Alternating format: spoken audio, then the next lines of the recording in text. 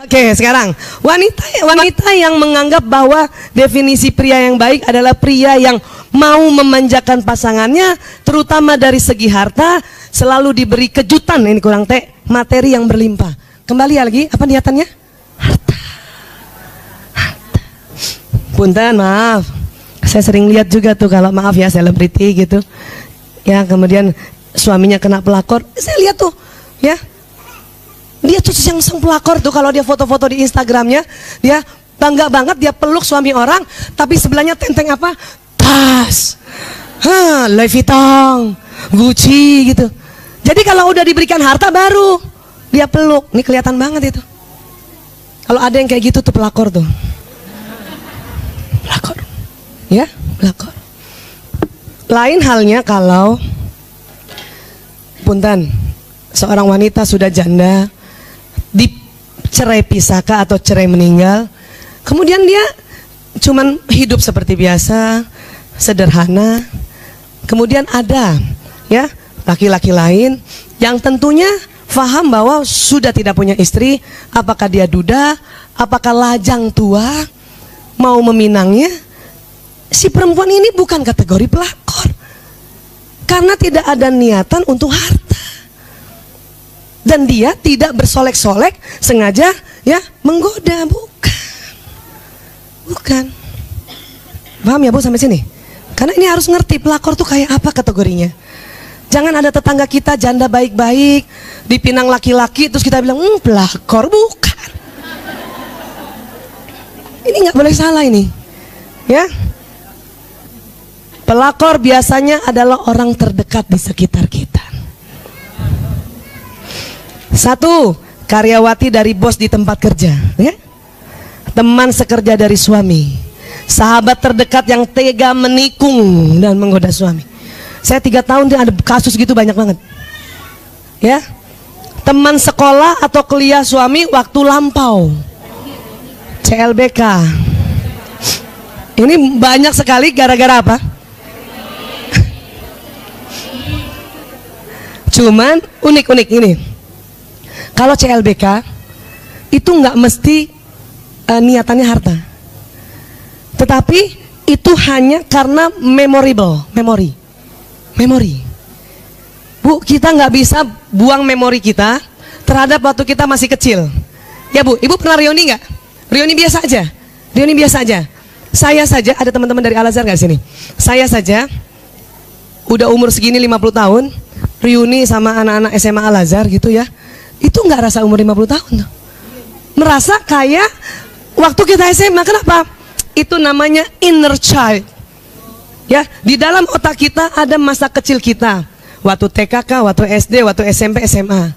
Maka pada saat ketemu orang yang sama, ya, dan punya memori yang sama, inner child-nya nyala. Hanya merasa kita kayak dulu.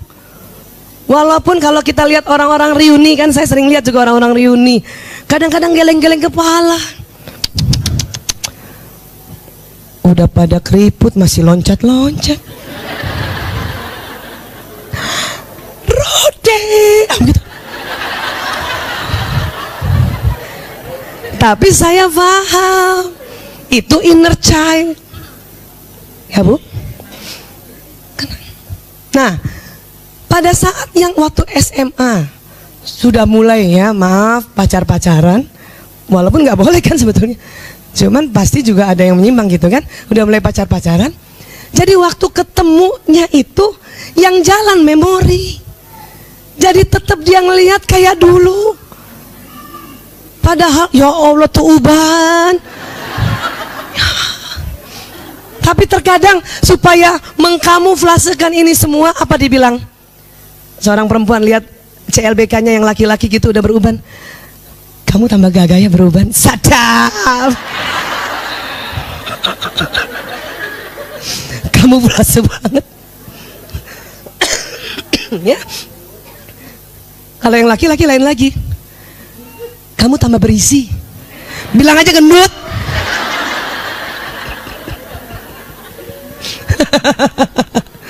Maka memang aman kalau kita tidak punya memori inner child yang kategori pacaran itu. Paling aman udah.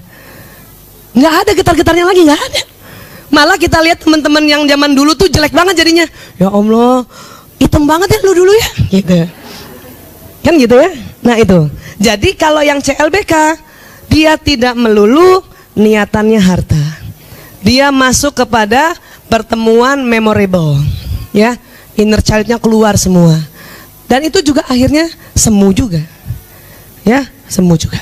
Oke. Tetapi yang lainnya ini biasanya sahabat yang nikung tuh pasti karena harta. Kalau yang pelakor ya, iya. Kenapa? Ya pastilah karena harta. Namanya juga sahabat. Udah sering banget ya sahabat yang punya suami ini karena hartanya banyak kan cerita. Lo tahu nggak suami gua baru aja beliin gue ya emas sekian kilo gitu kan. Nah kan sahabatnya denger kan, sahabatnya denger terus apa lagi? Terus apa lagi? Lo tahu nggak, gue dibeliin apartemen baru. Suami gue tuh uangnya nggak berseri. Nah kan sahabatnya tahu kan. Maka karena sahabatnya kita juga nggak tahu orangnya seperti apa, muncul niatannya untuk mencari dapat harta kayak gitu juga. Nah ini bersedia menikung tuh, bersedia menikung. Dia berusaha mencari apa kesukaan suami sahabatnya. Kan sering banget bersahabat kan. Oh, dia suka rujak cingur.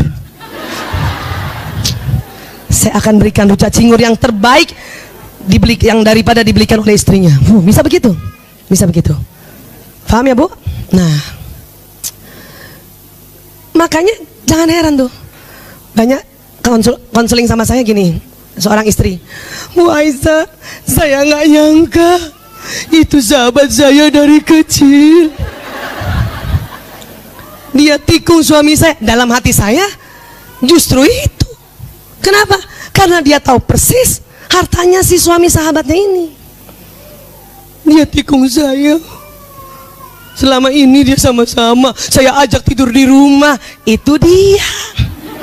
Salah. Sahabat atau bahkan saudara dekat, sepupu, karena dia terlalu dekat, ya. Nah,